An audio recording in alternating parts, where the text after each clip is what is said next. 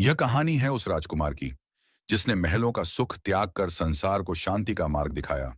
कपिलवस्तु के राजा शुद्धोधन के यहाँ एक पुत्र का जन्म हुआ। नाम रखा गया सिद्धार्थ। बालक के जन्म पर भविष्यवाणी हुई कि यह या तो महान चक्रवर्ती राजा बनेगा या फिर संसार को सत्य का मार्ग दिखाने वाला महापुरुष। राजा नहीं चाहते थे कि उनका पुत्र वैराग्य अपनाए, इसलिए उन्होंने सिद्धार्थ को हर सुख में पाला। सिद्धार्थ का विवाह यशोधरा से हुआ। एक पुत्र भी हुआ, राहुल।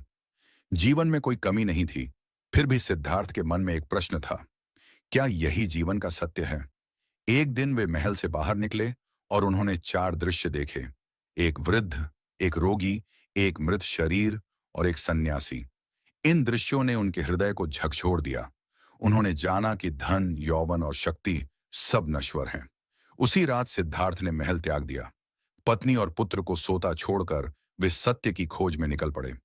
यह त्याग आसान नहीं था, पर उनके भीतर करुणा जाग चुकी थी।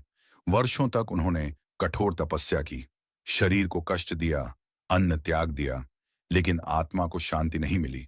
तब उन्हें बोध हुआ कि अत्यधिक भोग भी व्यर्थ है और अत्यधिक तप भी।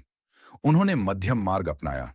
गया के निकट एक पीपल वृक्ष के नीचे वे ध्यान में बैठ गए। उन्होंने निश्चय किया, जब तक सत्य नहीं मिलेगा तब तक उठूंगा नहीं। कई दिनों की साधना के बाद उन्हें बोधि प्राप्त हुई। उसी क्षण सिद्धार्थ गौतम बुद्ध बन गए। ज्ञान प्राप्ति के बाद बुद्ध ने अपना पहला उपदेश सारनाथ में दिया। उन्होंने कहा, जीवन दुख से भरा है, दुख का कारण तृष्णा है और दुख से मुक्ति का मार्ग है अष्टांगिक मार्ग। उन्होंने अहिंसा, करुणा और जागरूक जीवन पर बल दिया। उनका संदेश सरल था, क्रोध को प्रेम से जीतो, हिंसा को करुणा से। बुद्ध किसी एक वर्ग के नहीं थे। वे राजा और भिक्षुक दोनों को समान दृष्टि से देखते थे। उन्होंने कहा, अपने अनुभव से सत्य को जानो, आंख मूंद कर किसी की बात मत मानो। जीवन के अंतिम समय में कुशीनगर में उन्होंने कहा, सब कुछ अनित्य है, जागरूक रहो। इसके बाद बुद्ध महापरिनिर्वाण को प्राप्त हुए, लेकिन उनकी शिक्षाएं आज भी जीवित हैं।